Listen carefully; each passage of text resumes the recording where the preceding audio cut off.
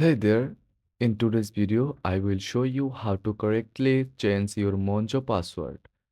Keeping your account secure is important, so let's get started.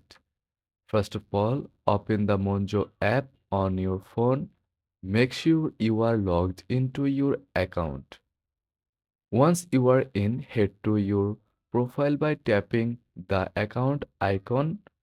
This is usually in the top left or bottom right corner. In your profile, scroll down and tap on Settings. Next, choose Security and Privacy to access your password settings.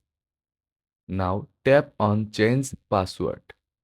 You will be asked to enter your current password for verification. Once that's done, you can set a new password. When creating your new password, make sure it's strong.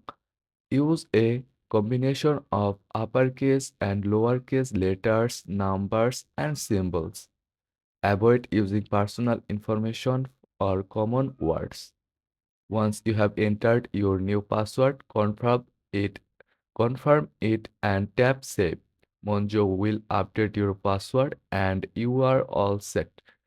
And that's it, how you correctly change your Monzo password. It's a simple step to keep your account safe and secure.